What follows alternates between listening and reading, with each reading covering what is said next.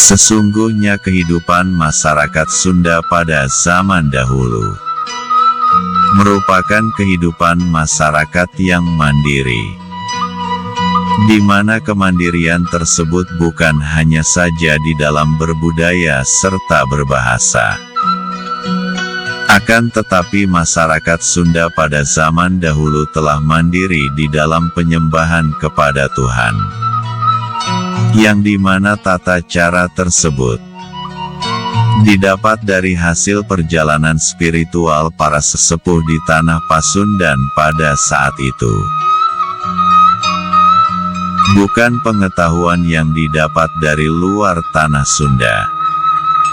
Adapun sebutan tata cara penyembahan kepada Tuhan pada waktu itu dinamakan dengan sebutan Gantarawang. Kata Gantarawang sendiri berasal dari dua suku kata dalam bahasa Sunda, yaitu gantar dan awang. Gantar artinya alat penyampai ke atas, sementara awang artinya langit.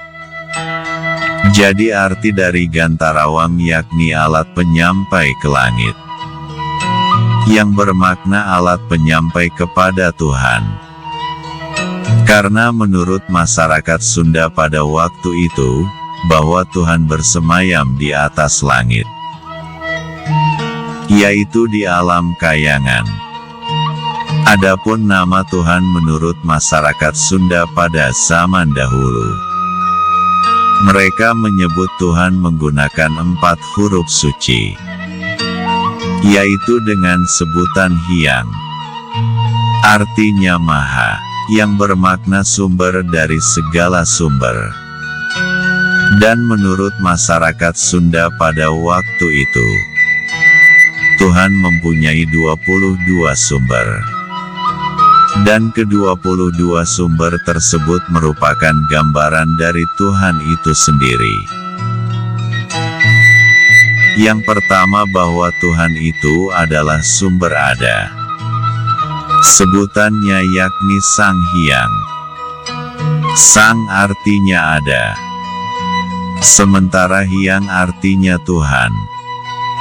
Jadi arti Sang Hyang yakni Tuhan itu ada, yang bermakna bahwa segala sesuatu yang ada di seluruh jagat raya, semua itu Tuhan yang mengadakan atau yang menciptakan.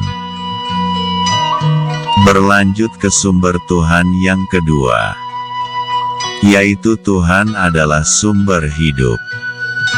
Sebutannya yakni Hyang Nyaring. Hyang artinya Tuhan, dan Nyaring artinya hidup.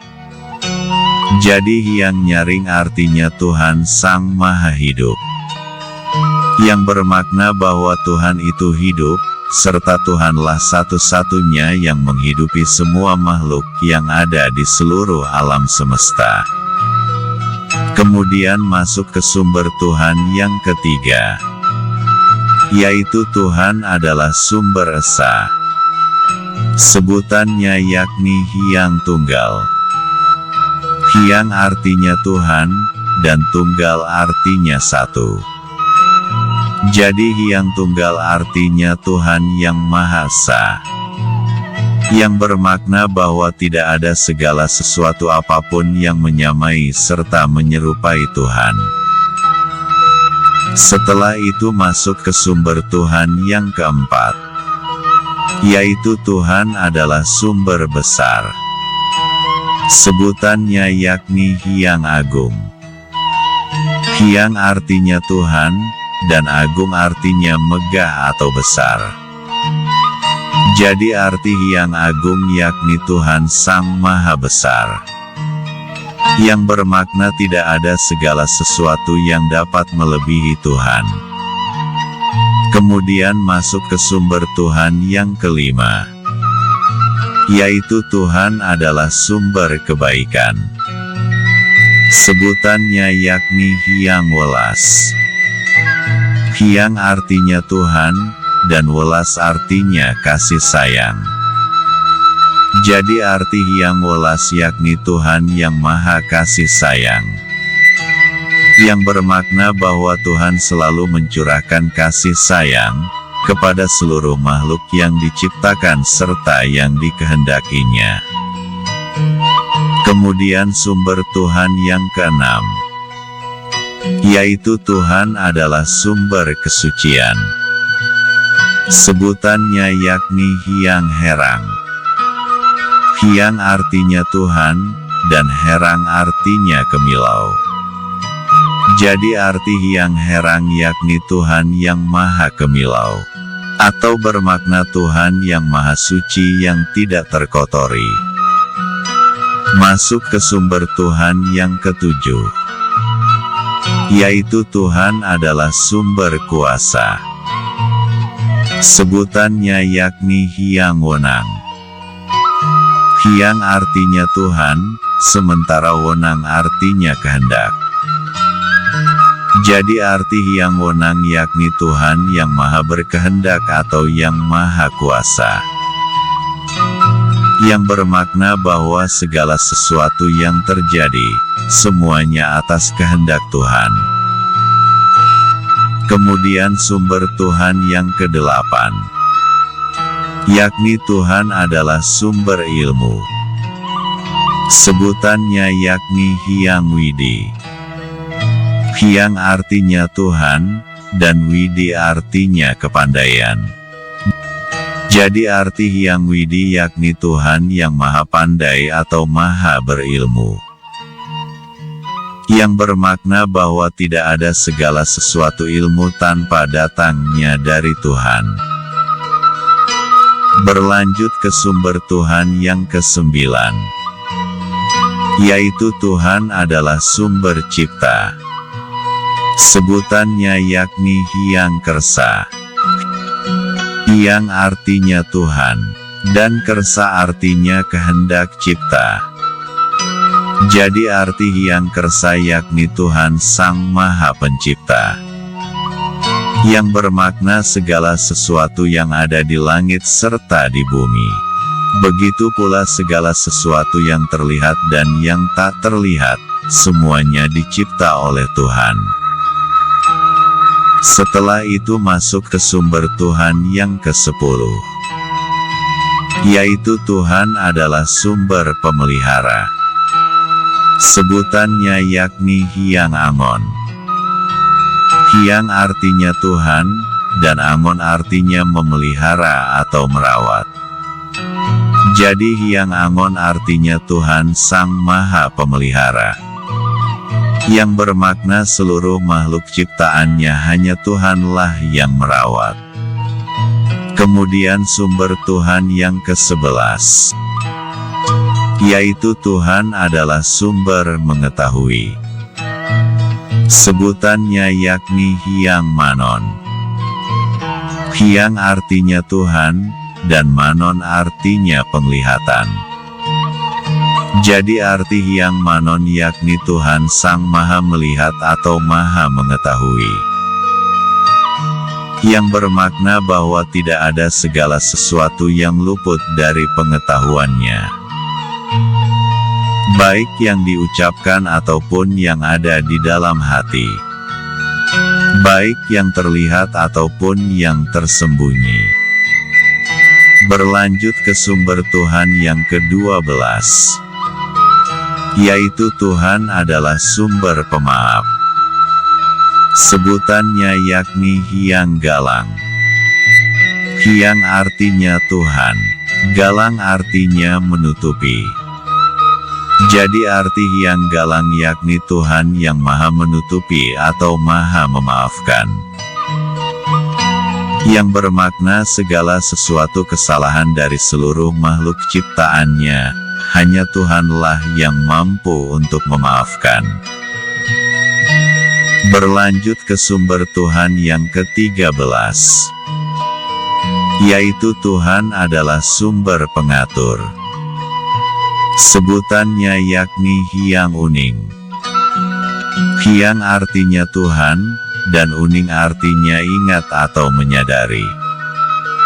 Jadi arti Hyang Uning yakni Tuhan Sang Maha Menyadari atau Sang Maha Ingat, yang bermakna tidak ada segala sesuatu apapun yang dapat menyadari akan sebuah penciptaan Tuhan, selain dari Tuhan itu sendiri.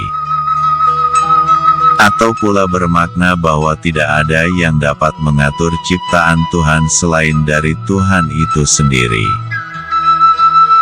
Masuk ke sumber Tuhan yang ke-14, yaitu Tuhan adalah sumber penolong. Sebutannya yakni Hyang Tulung. Hyang artinya Tuhan, dan Tulung artinya penolong. Jadi arti Hyang Tulung yakni Tuhan Sang Maha Penolong, yang bermakna bahwa tidak ada sesuatu apapun yang dapat menolong selain daripada Tuhan. Memasuki ke sumber Tuhan yang ke-15, yaitu Tuhan adalah sumber penjaga. Sebutannya yakni Hyang Lindung. Hyang artinya Tuhan, dan Lindung artinya penjaga. Jadi arti Hyang Lindung yakni Tuhan Sang Maha Penjaga, yang bermakna bahwa tidak ada sesuatu apapun yang dapat menjaga makhluk ciptaan Tuhan selain dari Tuhan itu sendiri. Kemudian berlanjut ke sumber Tuhan yang ke-16, yakni Tuhan adalah sumber cahaya. Sebutannya yakni Hyang Kayang. Hyang artinya Tuhan, dan Kayang artinya cahaya. Jadi arti Hyang Kayang yakni Tuhan Sang Maha Gemerlap, yang bermakna bahwa segala sesuatu yang ada di alam semesta bersumber dari cahaya Tuhan. Kemudian masuk ke sumber Tuhan yang ke-17, yakni Tuhan adalah sumber ketenangan. Sebutannya yakni Hyang Anteng. Hyang artinya Tuhan, dan Anteng artinya tenang. Jadi arti Hyang Anteng yakni Tuhan Sang Maha Tenang, yang bermakna bahwa segala sesuatu ketenangan semuanya berasal dari Tuhan. Memasuki ke sumber Tuhan ke-18, yaitu Tuhan adalah sumber penghargaan, atau sumber terpuji. Sebutannya yakni Hyang Woning. Hyang artinya Tuhan, dan Woning artinya dihargai. Jadi arti dari Hyang Woning yakni Tuhan yang sangat dihargai, atau Tuhan Sang Maha Terpuji, yang bermakna bahwa tidak ada segala sesuatu apapun yang pantas untuk dihargai atau dipuji selain daripada Tuhan. Kemudian berlanjut ke sumber Tuhan yang ke-19. Tuhan adalah sumber kebenaran. Sebutannya yakni Hyang Caang.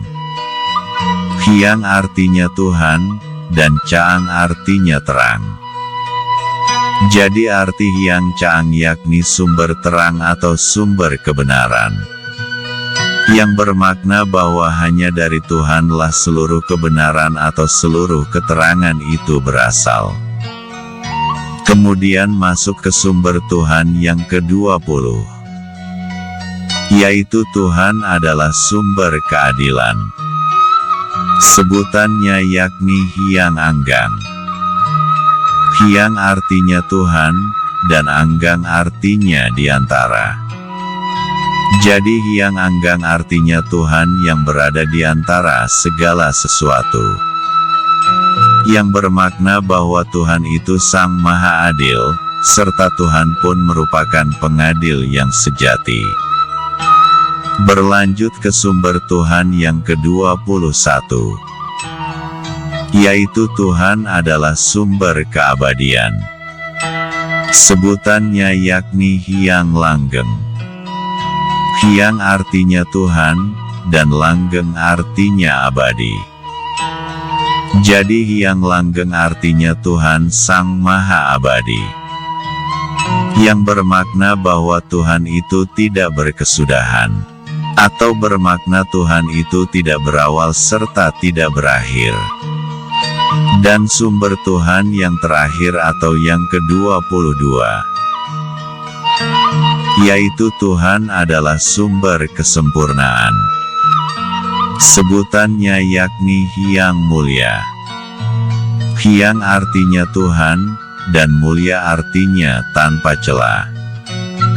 Jadi Hyang Mulia artinya Tuhan Sang Maha Sempurna. Itulah 20 sumber Tuhan menurut keyakinan masyarakat Sunda pada zaman dahulu, atau masyarakat Sunda wiwitan.